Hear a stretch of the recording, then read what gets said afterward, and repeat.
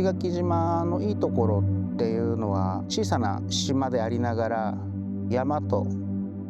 川と、水が十分にあるっていうところですね。それが小さな島としては非常に恵まれている部分かなと思います。でそういった山と川があることによって、いろんな生物の多様性とか、そういったところを石垣島の人たちですね、そして農家が理解して、でそれを守っていくことが私たちの、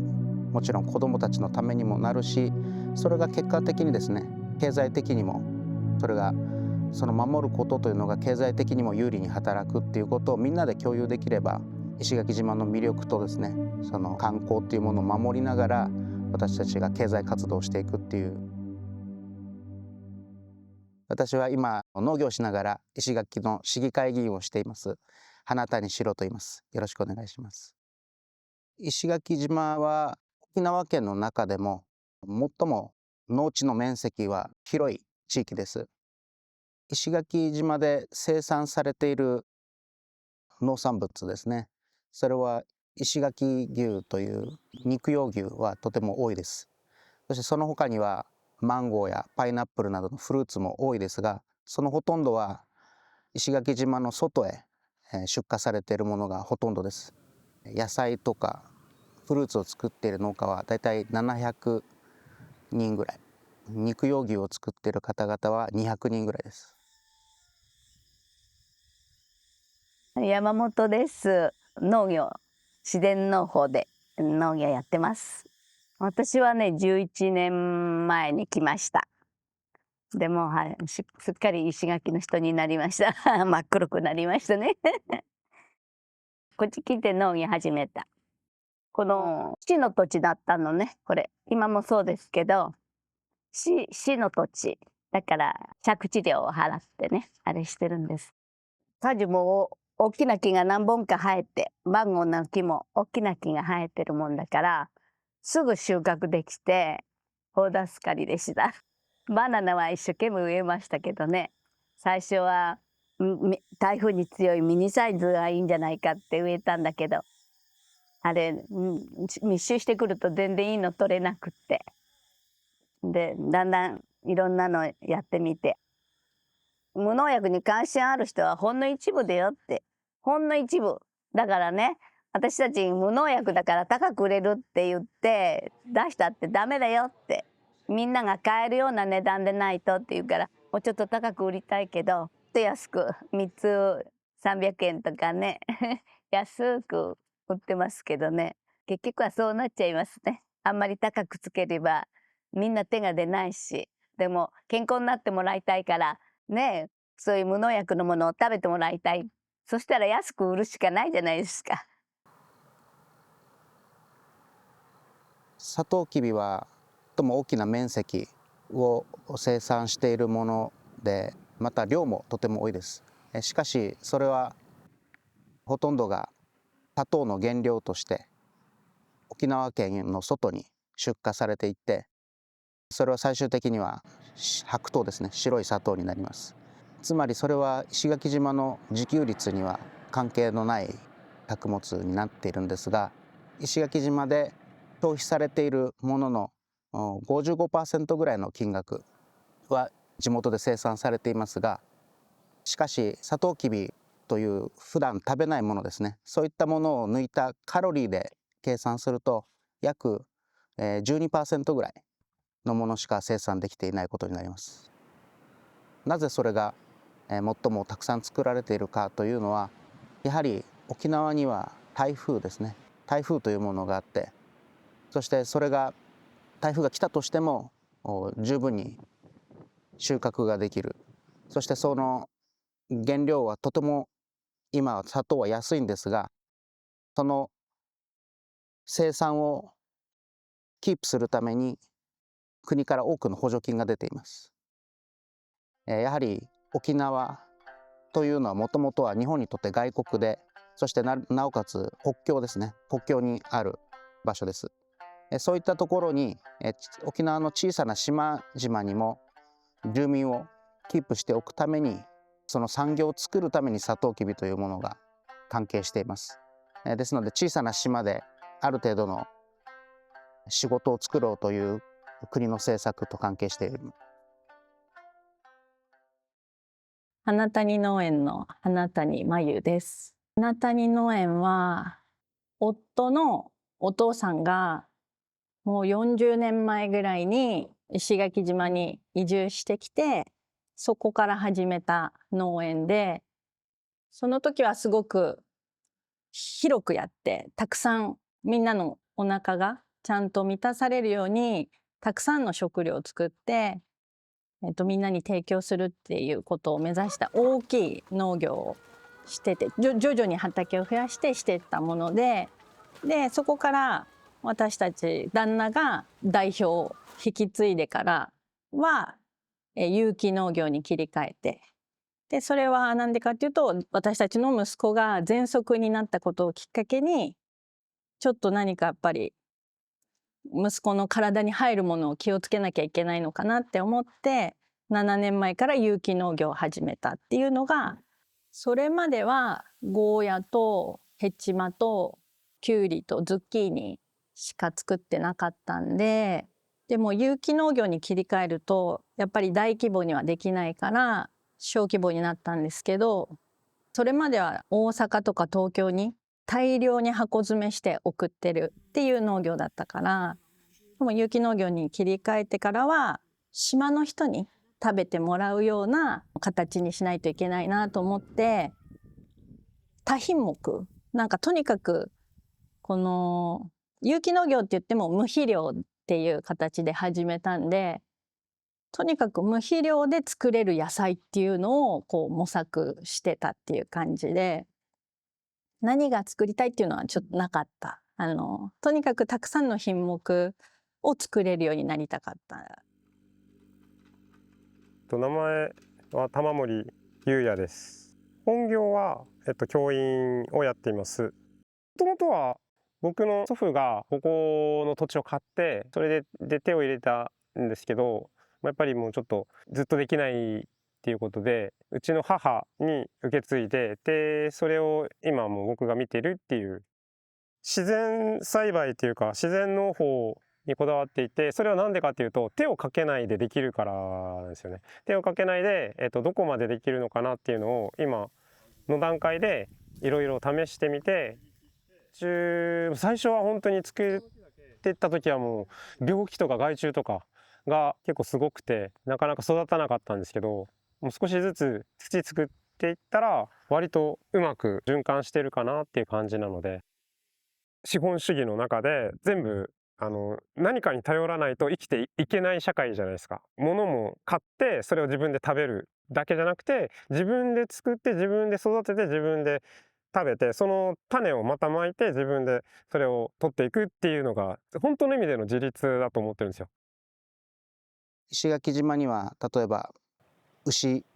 肉用牛の生産が盛んなので、その糞だとかそういった副産物ですね、肥料にもなるようなものがたくさんありますし、例えばサトウキビもサトウキビの葉っぱだとか、あとは搾りかすですね、そういったものもたくさんあります。そういったものを十分に活用して肥料にして、なるべく化学肥料を使わないということが可能な資材というのはある程度あると思います。また化学肥料または農薬のようなものが近年はやはり物価高でだんだん高くなって農家の経営にも影響しています。そしてこの肥料は沖縄そして石垣島まで運ばれてくるときに輸送料もそれ金額的にも高くなりますし、その途中ではやはり石油も消費します。そういう意味ではなるべく石垣島の中の資材で農業の資材を循環させるといった試みは石垣島の環境にもいいことですし、また経営的にもいいことになるんじゃないかなと考えています。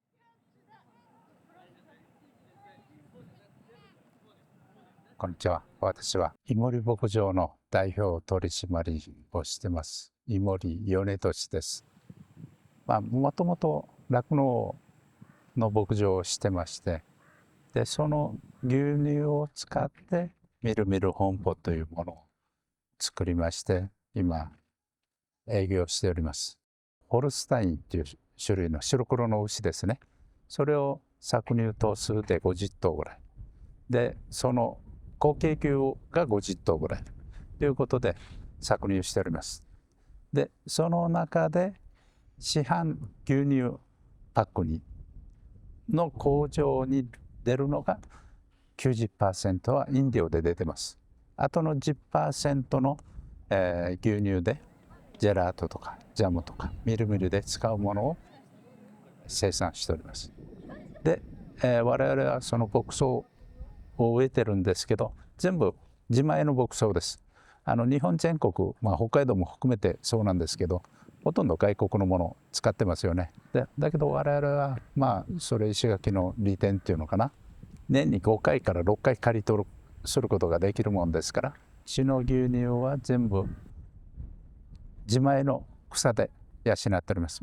当然トウモロコシとか穀物はもう自給できないもんですから、それはくれてますけど、粗飼料に関しては多分全量自前で自家産でやってるのは多分うちらだけじゃないかな、全国でも。そういう養い方してますので、循環型っていうんですかね、牛を養ってその堆肥をできたものを装置に還元するという完全なる循環型を目指してやっております。無農薬って言ってもわからないから、その MOA っていう団体の人が畑を見に来てくれて、これは大丈夫だねって言って、それで最初よみがえりのあそこの土をちょっとね、そっちの畑は入れたんです。だけどこれも良くないっていうわけ、有機の。だからそれもやめて、今は一切買いません。最初は結構たくさん買いましたよ、何万も。それもやめて、何にもただ草入れるだけ。それで十分バナナもいいのが取れます。だけど無農薬って農協は歌っちゃいけないって言うから、うちは無農薬、石垣島無農薬自然農場なんですけど、石垣自然農場っていう名前でやってます。無農薬を入れないで、シールが栽培期間中無農薬っていう、そういうふうに歌ってます。ラベル自分たち作ってね、無農薬無肥料除草剤なしっていうのでね、やってますあんまり見てるか見てないかわからないですね、本当。でも農薬を使うと生態系が壊れちゃうんで、そうなっちゃうとずっと使い続けるしかないんですよね。それは農薬売ってる会社の狙い通りなので、そうなっちゃうと農薬買い続けてずっと壊し続けるしかないじゃないですか。そうじゃなくて自然のままでできるんだよっていうのはやっぱり実証したいなって思ってるので、実際にできてるので、それがやっぱりありのままの姿なんじゃないかなとは思います。虫がつく原因は窒素型、野菜が窒素濃度が高くなってしまうことが虫がつく原因だと考えているので、それで肥料を入れないんですけど、その代わりにこの土壌微生物が増える、土壌微生物の数と種類を増やすっていう農業をしてるんですけど、それは、微生物が土中で分解したミネラルを水溶性にして植物に与えてるって考えるんで、ミネラルが豊富な野菜は虫は好きじゃない、好まないから食べないっていう、そういう原理というか理論になってると思うし、実際そうだなって感じるので、だからいかに土壌微生物を増やすかっていうことに着目して、虫が出たらほっとくっていう感じですね。環境を保護する、環境に優しいということはやはりイコール経済的ではないという印象がありますね。やはりそうではなくて、石垣島のようにこの環境というものをビジネスにしているものがやはり観光だと思いますね。で、石垣島の経済というのはほとんどが観光で支えられています。ですので石垣島のようなところであれば、環境を守ることがイコール環境を守ることが観光の発展につながる、そしてそれが最終的には経済的な発展につながるということだと思います。有機農法や自然農法で育てた野菜ですね、そういうものが多少高かったとしても、石垣島には十分な観光客が来ているので、その消費先というのはある程度の値段が高かったとしても消費はあるんじゃないかなと思っています。そこをうまく観光客の需要ですね、需要とその生産というのをうまく行政が結びつけて、消費先というのを示して、それによって成功する農家が出てくれば、またそこは広がっていくんじゃないかなと今思ってますので。私はね、10代から始めて、この景色を見て牧場をやろうと思ったんですよ。自分の土地でも何でもないですよ。だけどここでやりたいという気持ちを14歳の時に思って始めたのがこの仕事ですよ。で、高校行かないで、もうそれから始めたですからね、牛一頭から。だから苦労はしましたよ。そういう技術もなんとかね、引き継いでいきたいなとは思うんだけど、なかなかね、うちの家内はね、この仕事大変だから子供には過ごすなって言ってるよね。だけど、じゃあ南だからできないか、日本の果てだからできないかではないですよ。我々は努力して、天皇杯もいただいてね、果ての島だから何もできないか、他よりは劣ってるかではなくて、努力したらなんか成果は必ず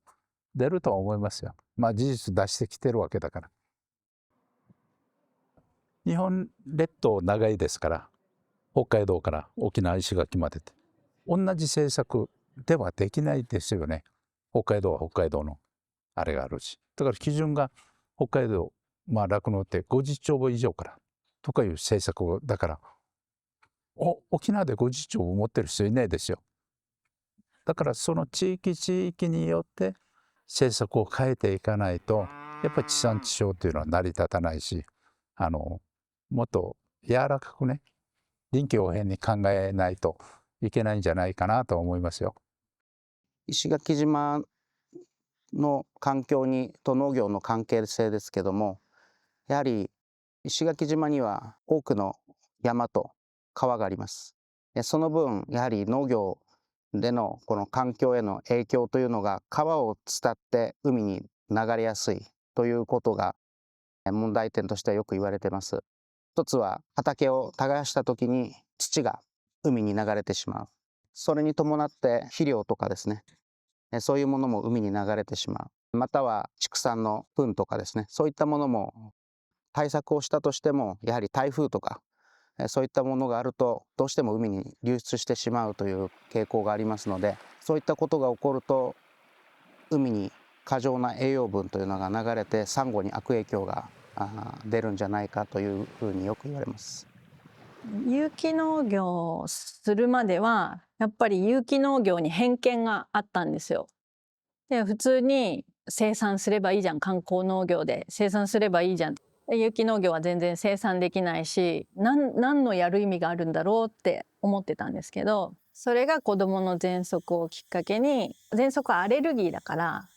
何に反応してるかわからないけど喘息になるっていう感じ。化学肥料とか除草剤とかが彼の体に自然に入ってしまわないようにしようと思って始めたんですけど、やっていくうちに環境保全になるってことに後から気づいたんですよね。最初に気づいて始めたんじゃなくて、この畑も7年有機農業やってすごい生物